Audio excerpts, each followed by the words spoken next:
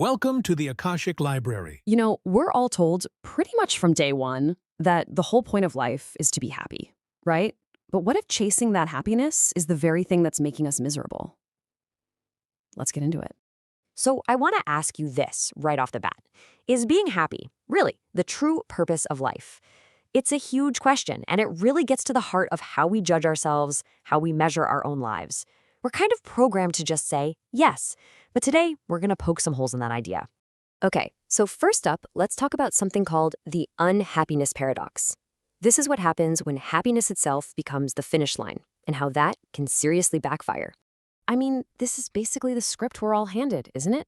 We just assume that everything we do, the job, the relationship, the self-improvement, it's all just steps on this big ladder leading to a happy life.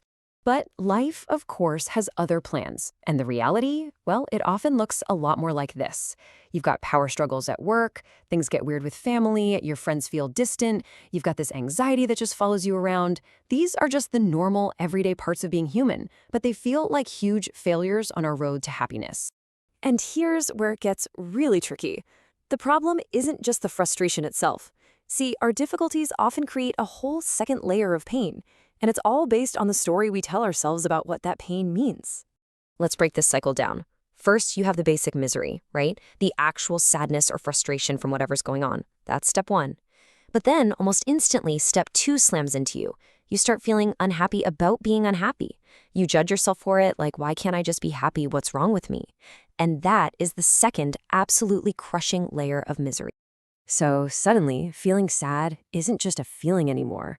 It becomes this massive piece of evidence that we've failed. It feels like we've broken the one rule we thought life had. Work hard and you'll be happy. So, what do? Is there another way? You bet there is. That brings us to section 2, reframing your burdens. This is where we can make a really powerful shift in how we see things. And this quote, this is the absolute heart of it all.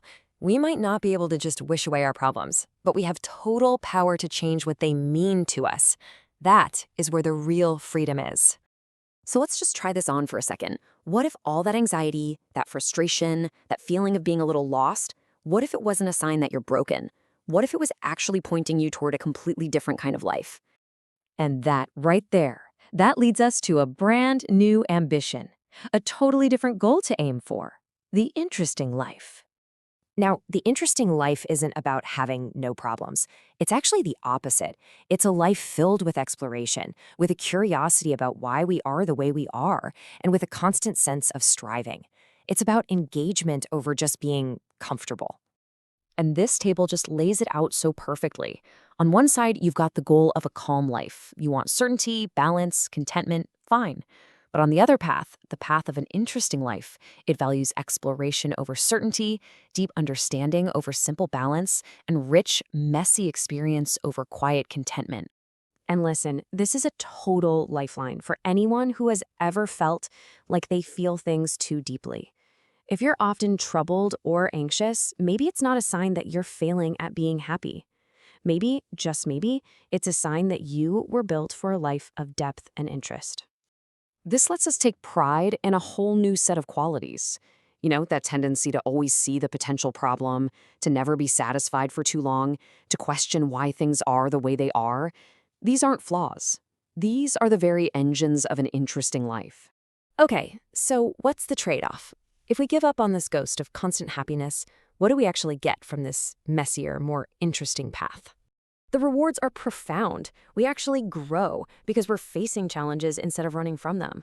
We learn how to speak up, and we develop this deep, quiet courage, the kind you can only get from going through things, not by avoiding them.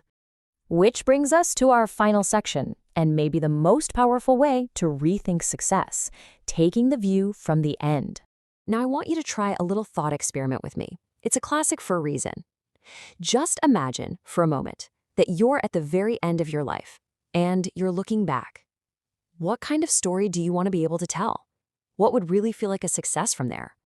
So you're looking back at this life that was, well, it was a roller coaster, full of incredible highs and tough lows, moments of love and loss, big wins and epic failures.